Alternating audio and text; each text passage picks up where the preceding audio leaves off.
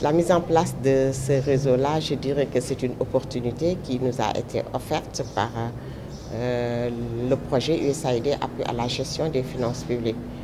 Et cette opportunité a permis au CERIF et au COSEF de mutualiser leurs efforts et d'être dans une dynamique complémentaire. Autant tout le monde sait que le CERIF est spécialisé sur les questions de finances publiques, de droit en général. Le Conseil sénégalais des femmes s'est positionné depuis 3 décennies comme vraiment un creuset transpartisan dans lequel sont posées et débattues toutes les questions permettant le renforcement du leadership des femmes, mais également le renforcement de leur pouvoir décisionnel. Donc c'est pourquoi, ensemble, après le diagnostic qui a été établi, de la faible participation des femmes dans le domaine des finances publiques, mais de façon beaucoup plus globale dans tous les domaines de la vie, on assiste à cette sous-représentation des femmes. On a jugé nécessaire, grâce à l'appui de ce partenaire, de mettre en place un réseau. On est au début de la mise en place de ce réseau. Beaucoup d'activités seront déroulées dans un, disons, court terme, mais notre volonté, notre engagement ferme, c'est d'avoir un réseau pérenne qui va se positionner et qui va accueillir beaucoup de parties prenantes venant de tous les segments de la vie publique, de la vie privée, du monde universitaire, des élèves, parce qu'il faut déjà préparer la relève.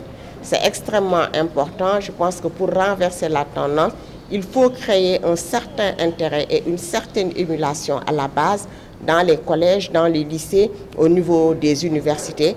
Et c'est cette dynamique qui est prise au niveau du réseau.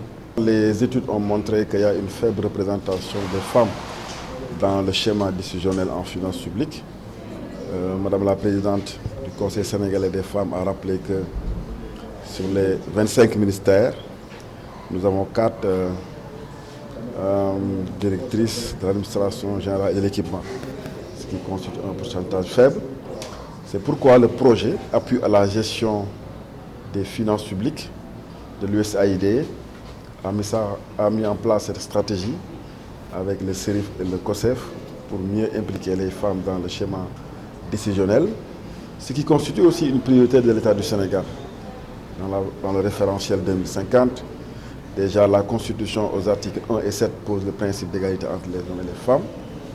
Il y a aussi la stratégie nationale d'équité et d'égalité du genre, et surtout le budget genre, qui permet de traduire des préoccupations chiffrées des femmes dans le schéma décisionnel. C'est l'objectif aujourd'hui de cet atelier. Et quels sont les leviers sur lesquels s'appuyer pour combler ce gap? Déjà, j'ai cité des instruments. Il y a une stratégie nationale, il y a le budget genre, et surtout le réseau. Aujourd'hui, les organes du réseau qui seront mis en place pour accompagner les femmes dans le schéma décisionnel. Voilà, des instruments en tout cas qui permettent d'inverser la tendance en termes de représentativité des femmes dans la gestion des finances publiques. Il y a un plan de communication de 3 ans sur lequel on est en train de travailler. La stratégie, c'est des sensibilisations, c'est le renforcement de capacités, c'est permettre aux femmes de mieux connaître les règles en matière de finances publiques. Nous sommes déjà dans le processus. Parce que, comme tout à l'heure l'a dit le professeur Abdelaziz Kébé, nous sommes déjà dans l'élaboration du budget genre, où nous appuyons un peu les cellules d'études et de planification, les cellules genre au niveau des ministères, des différents ministères sectoriels, pour une bonne prise en charge de l'aspect genre. Mais ces stratégies ont toujours existé, mais le cap est là. Mais nous continuons avec le référentiel 2050, Agenda national de transformation. Nous sommes en train de mieux vulgariser, en tout cas, l'aspect genre, la dimension genre, dans la prise en compte de la programmation, de la planification d'abord, la programmation, la budgétisation et le suivi-évaluation.